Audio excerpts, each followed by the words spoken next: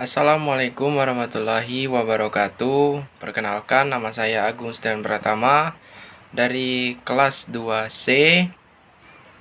Di sini saya akan ceramah sedikit tentang makna la ilaha illallah. Hadirin yang mudah-mudahan dirahmati Allah Subhanahu wa taala, marilah kita berusaha untuk senantiasa mempelajari agama Allah Subhanahu wa taala dan mengamalkannya. Karena ilmu adalah cahaya, barang siapa mencarinya maka Allah Subhanahu wa taala akan memudahkan jalan menuju surga. Sedangkan kebodohan adalah kegelapan yang akan menyeret seseorang ke dalam kesesatan di dunia dan kesengsaraan di akhirat. Hadirin yang mudah-mudahan senantiasa dirahmati Allah Subhanahu wa taala, ketahuilah bahwa seseorang tidak dikatakan beriman kepada Allah Subhanahu wa taala kecuali dengan mentauhidkannya. Sementara itu, tidaklah seseorang dikatakan bertauhid kecuali dengan berlepas diri dari syirik. Sehingga apabila seseorang belum meninggalkan syirik, maka ibadah dan kebaikan sebanyak apapun yang dilakukan tidak ada nilainya di sisi Allah Subhanahu wa taala.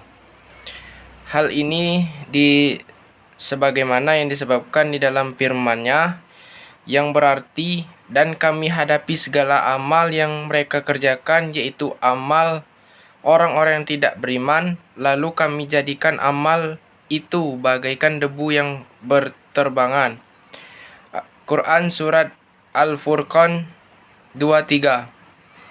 Hadirin yang mudah-mudahan dirahmati Allah Subhanahu wa taala, ketahuilah bahwa tauhid adalah makna yang terkandung dalam kalimat la ilaha illallah yang senantiasa kita ucapkan. Sehingga orang yang telah menyatakan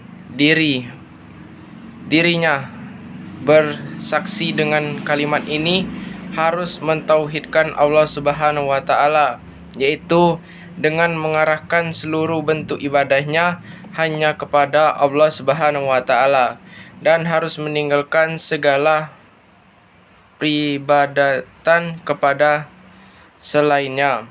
Karena kalau dia berbuat syirik, maka seluruh ibadah yang dilakukan, baik berupa salat, puasa, zakat, haji, sedekah, membaca Al-Quran dan lain-lainnya akan gugur dan tidak ada manfaatnya.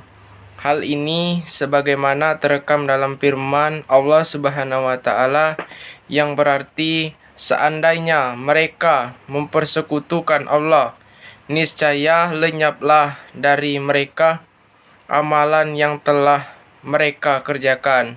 Quran Surat Al-An'am 88. Saudara-saudara kaum muslimin rahimakumullah, tauhid inilah yang tidak diterima oleh orang-orang kafir Quraisy. Ketika Rasulullah Shallallahu alaihi wasallam dahulu diutus kepada mereka, Allah Subhanahu wa taala menyebut jawaban mereka ketika diperintah untuk mengucapkan di dalam firman-Nya yang berarti, apakah dia menjadikan Tuhan-Tuhan itu Tuhan yang satu saja? Sesungguhnya ini benar-benar suatu hal yang sangat mengherankan. Ayat ini menunjukkan bahwa orang-orang kafir Quraisy tidak mau mengucapkan karena mereka mengetahui makna kalimat ini, yaitu mereka harus meninggalkan segala yang diibadahi selain Allah Subhanahu wa taala. Hal inilah yang tidak mau mereka terima.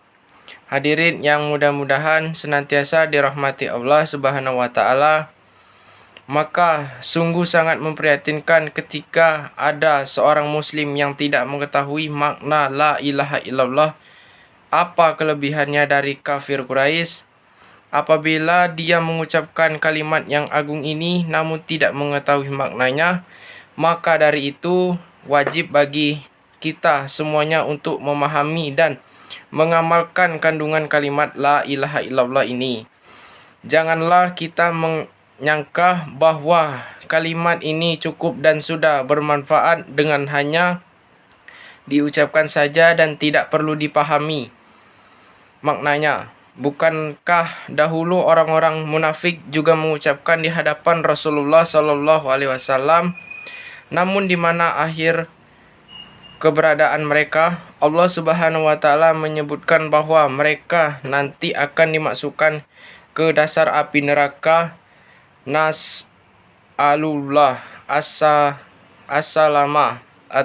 Kita memohon keselamatan kepada Allah Subhanahu Wa Taala dari terkena api neraka. Akhirnya, marilah kita menjauhi dan berlepas diri dari perbuatan syirik sebagai bentuk pengamalan kita dari kalimat yang agung ini. Begitu pula, marilah kita berusaha menjalankan perintah-perintah Allah Subhanahu wa Ta'ala yang lainnya dan menjauhi seluruh larangannya, sehingga kita akan semakin sempurna dalam menjalankan kalimat tauhid ini. Mudah-mudahan Allah Subhanahu wa Ta'ala memberikan pertolongan kepada kita semua agar dijadikan sebagai hamba-hambanya yang bertakwa untuk kemudian mendapatkan kenikmatan surga ini yang dijanjikannya. Mungkin itu saja ceramah singkat dari saya. Apabila ada kesalahan, saya mohon maaf. Saya akhiri. Wabillahi taufiq wal hidayah. Wassalamualaikum warahmatullahi wabarakatuh.